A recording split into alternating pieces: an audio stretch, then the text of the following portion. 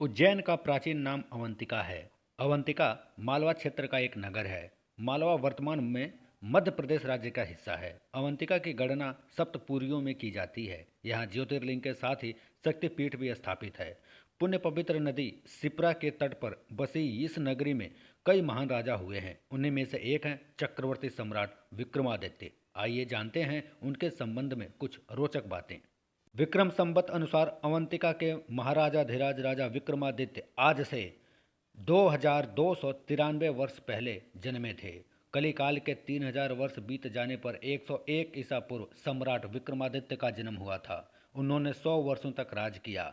कल्हड़ की राज तरंगिणी के अनुसार 14 ईस्वी के आसपास कश्मीर में अंध्र युधिष्ठिर वंश के राजा हिरण्य के निसंतान मर जाने पर अराजकता फैल गई थी, जिसको देखकर वहां के मंत्रियों की सलाह से उज्जैन के राजा विक्रमादित्य ने मातृगुप्त को कश्मीर का राज्य संभालने के लिए भेजा था। नेपाली राजवंशावली अनुसार नेपाल के राजा अंशुवर्मन के समय में उज्जैन के राजा विक्रमादित्य के नेपाल आने का उल्लेख मिलता है। विक्रमादित्य का नाम विक्रमसेन था। नाबोवाहन के पुत्र राजा गंधर्वसेन भी चक्रवर्ती सम्राट थे। गंधर्वसेन के पुत्र विक्रमादित्य और भर्तृहरि थे। उनके पिता को महेंद्रादित्य भी कहते हैं। उनके और भी नाम थे, जैसे गर्दभिल, गर्दभवेश। विक्रम की माता का नाम सौम्य दर्शना था, जिन्हें वीरमती और मदन रेखा भी कहते थे। उनकी एक बहन थी जिसे मैनावती कहते थे। उनकी 5 पत्नियां थीं, मलयावती, मदन लेखा, पद्मिनी, चल और चिल महादेवी। उनकी 2 पुत्र विक्रमचरित और विनयपाल। उनकी 2 पुत्रियां थीं, विद्युत्मा और वसुंधरा। गोपीचंद नाम का उनका एक भांजा था। प्रमुख मित्रों में भट्टमात्र का नाम आता है।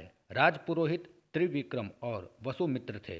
मंत्री भट्टी और वह सिंधु थे। सेनापति विक्रम शक्ति और चंद्र थे। आपको जानकर हैरानी होगी कि विक्रमादित्य ने ही 9 रत्न रखने का प्रचलन जारी किया था। विक्रमादित्य के दरबार में 9 रत्न रहते थे। उनके अनुसरण करते हुए कृष्णदेवराय और अकबर ने भी 9 रत्न रखे थे। सम्राट अशोक के दरबार में भी 9 रत्न थे। विक्रमादित्य के 9 रत्नों के नाम थे धनवंतरी, छिपाका, अमरसिम्हा, शंकु, पेतालभट्ट, घटकारपारा, कालिदासा, वराहमिहिर, वररुचि। हालांकि यह भी कहा जाता है कि 9 रत्न चंद्रगुप्त विक्रमादित्य द्वितीय के काल में भी थे। विक्रमादित्य ने ही तिब्बत, चीन, फारस, तुर्क और अरब के कई क्षेत्रों पर शासन किया था। उत्तर में हिमालय से लेकर दक्षिण में सिंहल यानी श्रीलंका तक उनका परचम लहराता था। विक्रमादित्य की अरब विजय का वर्णन अरबी कवि जरहाम किनतोई ने अपनी पुस्तक शायर और ओकुल में किया है। यही कारण है कि उन्हें चक्रवर्ती सम्राट महान विक्रमादित्य कहा जाता है। उज्जैन के चक्रवर्ती सम्राट विक्रमादित्य ने ही 57 ईसा पूर्व अपने नाम से विक्रम संवत चलाया था। उन्होंने शकों पर विजय की याद में यह संवत चलाया था। उनके ही नाम से वर्तमान में भारत में विक्रम संवत प्रचलित है। कहा जाता है कि मालवा में विक्रमादित्य के भाई भर्तृहरि का शासन था। भर्तृहरि के शासन में शकों का आक्रमण बढ़ गया था। भर्तृहरि ने वैराग्य धारण कर जब राज्य त्याग दिया तो विक्रम सेना ने शासन संभाला और उन्होंने ईसा पूर्व 57-58 में सबसे पहले शकों को अपने शासन क्षेत्र से बाहर खदेड़ दिया। इसी की याद में उन्होंने विक्रम संवत की शुरुआत अपने राज्य के विस्तार का आरंभ किया। इस संवत के प्रवर्तन की पुष्टि ज्योतिर्विदाभरण ग्रंथ से होती है, जो कि 3068 कली अर्थात 34 ईसा पूर्व में लिखा गया था। इसके अनुसार विक्रमादित्य ने 3044 कली अर्थात 57 ईसा पूर्व विक्रम संवत चलाया था। महाकवि कालिदास की पुस्तक ज्योतिर्विदभरण के अनुसार उनके पास 30 मिलियन सैनिकों, 100 मिलियन विभिन्न वाहनों, 25,000 हाथी और 400,000 समुद्री जहाजों की एक सेना थी।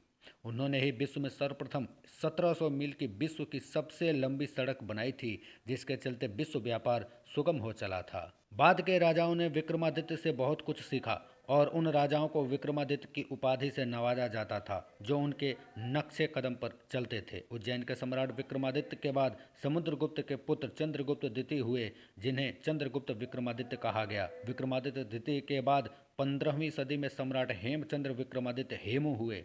सम्राट हेमचंद्र विक्रमादित्य के बाद विक्रमादित्य पंचम सत्याश्रय के बाद कल्याणी के राज सिंहासन पर आरूढ़ हुए। उन्होंने लगभग 1008 ईस्वी में चालुक्य राज्य की गद्दी को संभाला। राजा भोज के काल में यही विक्रमादित्य थे। सम्राट विक्रमादित्य अपने राज्य की जनता के कष्टों और उनके हालचाल जानने के लिए छद्म वेश धारण कर नगर भ्रमण करते थे। राजा विक्रमादित्य अपने राज्य में न्याय व्यवस्था कायम रखने के लिए हर संभव प्रयास करते थे। इतिहास में वे सबसे लोकप्रिय और न्यायप्रिय राजाओं में से एक थे।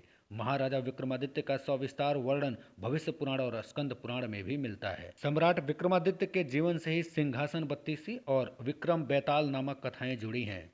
अवंतिका नगरी की रक्षा नगर के चारों ओर स्थित देवियां करती थी, जो आज भी करती हैं। विक्रमादित्य को माता हरसिद्धि और माता बगलामुखी ने साक्षात दर्शन देकर उन्हें आशीर्वाद दिया था।